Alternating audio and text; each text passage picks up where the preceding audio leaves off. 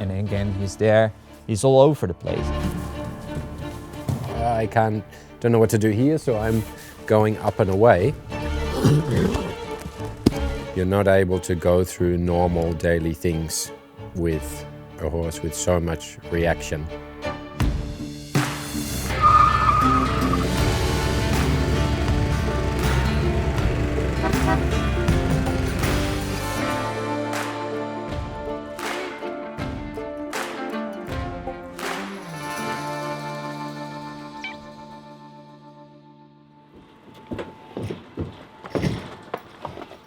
My name is Mart, and I brought my horse Odin today. Odin is a 7-year-old stallion by Dallas Caramelian. I bought him when he was 7 months old, so I've known him since he was a filly. He was always very, very sweet, not difficult at all. And then I saddle break him. That was really easy as well. I didn't have any problems with it. Then he was approximately 4 years old. I put him back in the field to get some time to develop. And then when I was trying to get back where we started, that's when it all happens actually. He's very difficult handling while walking with him and trying to get on him. He's just climbing a lot, standing on his hind legs, trying to get control over the rope. And then he doesn't want to go forward, he only goes up, up, when I was on him.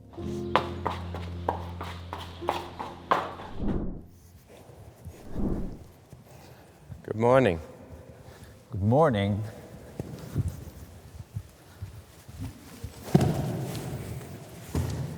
There's a little Spanish in there. Hi, Mart. Nice to meet you. Yeah, so a nice beginning of the day. I was standing in the arena and seeing just a horse's head come past the glass, thinking, the windows are quite high. I'm not sure how the horse is like walking.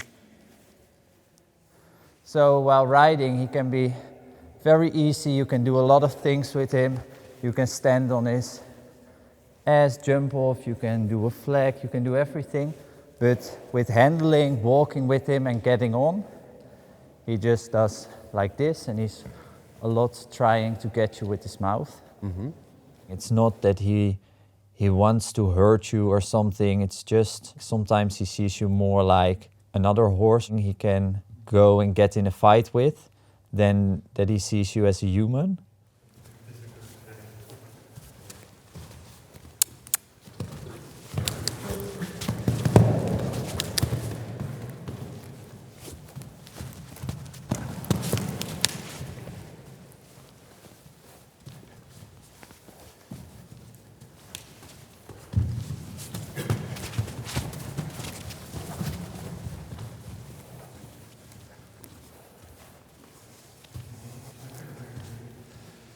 So in the beginning, I just give him an awareness of the space and where he is in relation to me. And then the second part is that he's found quite a nice trick in the going up. He's quite handy in it. He's practiced it a lot. This is obviously where he finds the way to get the energy out. Small moments of frustration because he doesn't know exactly where to be and how to manage that, because he's trying to find a way to release this excess energy that he doesn't know how to place. He doesn't know what to do when his body gets in this reactive state. He's just responding then to the body that's getting in a reactive state, and it becomes a reflex thing. So,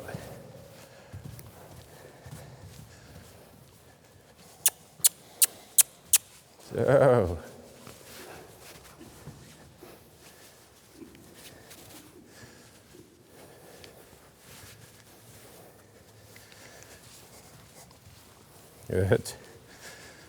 So we redirect the energy a little bit behind and across, and that we really come through with the step of him redirecting the energy.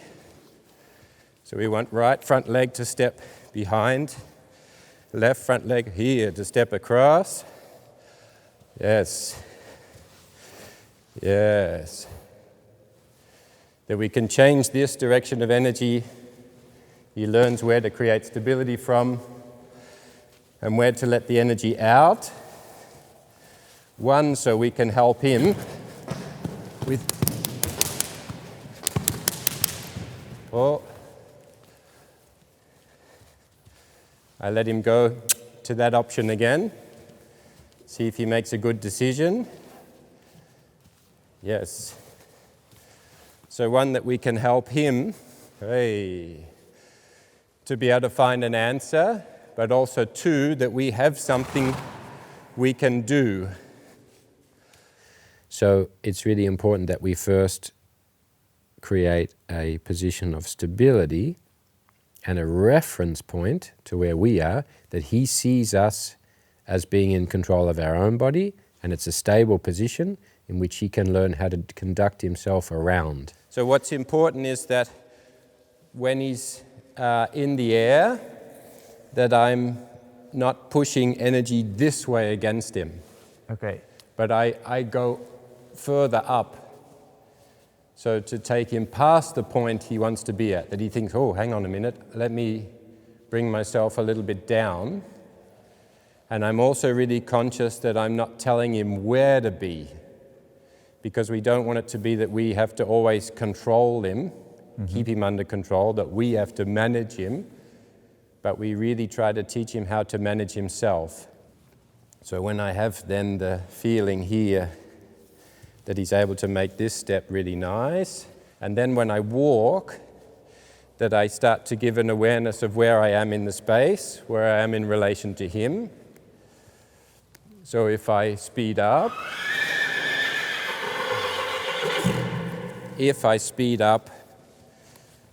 he feels my energy, and when I bring my energy down, he starts to self-regulate. When I turn to give him an awareness of the space, it's really important that I am not putting the energy towards him. It's really about the space of conversation, that he gets really to know what this space is. It was really interesting because I saw some flaws of myself while doing this particular exercises. I've done this in the past, when he goes on two legs and try to move his shoulder, his front feet, his back feet. And now I can really see what I did wrong there by making myself big and get into the fight with him while Tristan stays very low. So I think that's very interesting to see for yourself. And then we start to give him some tension release work, so he's able to have the basic skill of how do I go from there, out there, to in here. So I look for the visual system, looking away. I get one ear, one eye.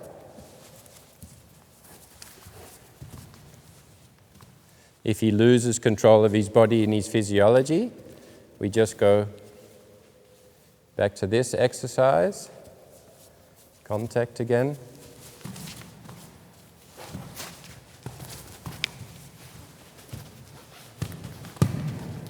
So here I keep pressure. Yeah.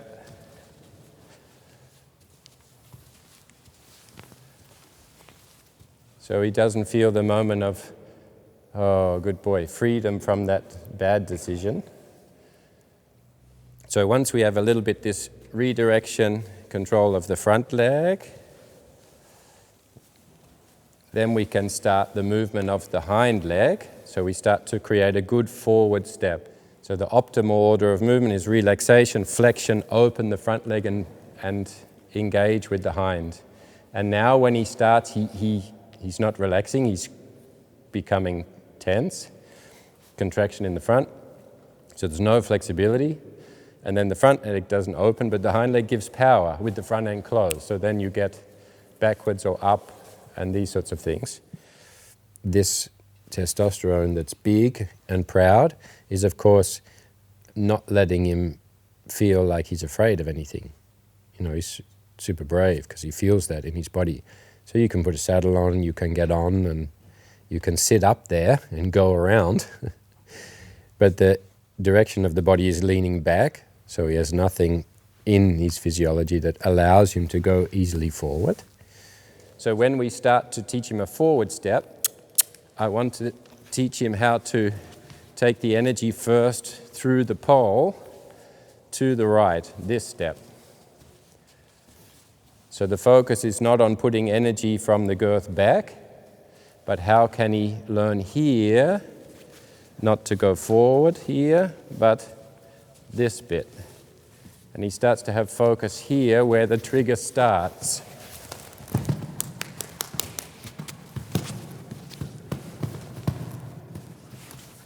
Yeah, hey, good. And the conversation we just had about there's going to be a lot of triggers, now we are going directly to the one where the chain reaction starts. Boy, which is here.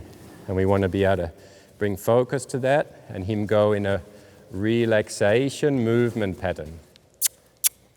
Yeah, right front. And then connecting left hind so that in the end we have this diagonal pair connection. This creates the symmetry and the ability for the energy to flow forwards. It's very frustrating because you've tried a lot and you've tried with a lot of people and a lot of people gave up on him. And I know that when you write and you have that feeling and that connection that there is real potential, and when you're finished working, he's chill, you can do everything with him. But yeah, to get there, that's the part you saw today.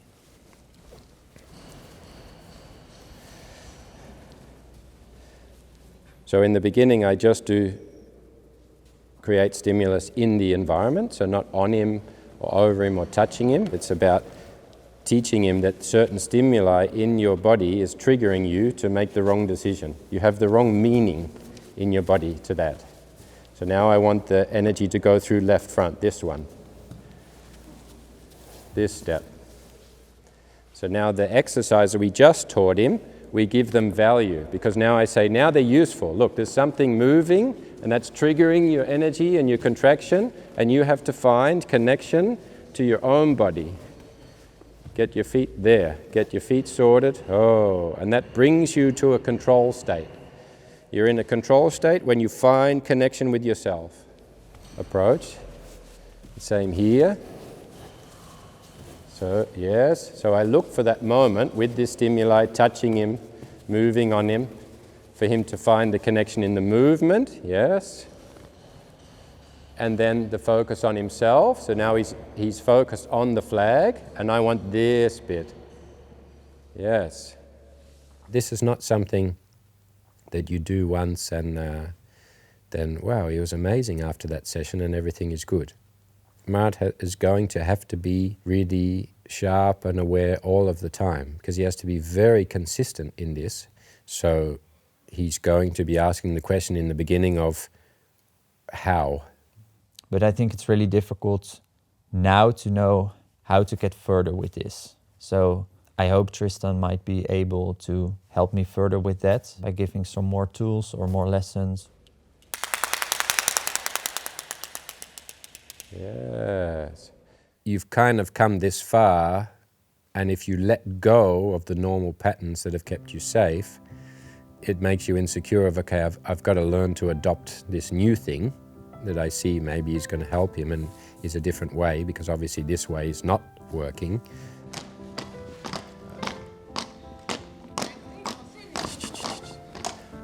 He should say, look at me, I've got my shit together. Good so. So the challenge will be to create a structure and a system to be getting skilled up himself.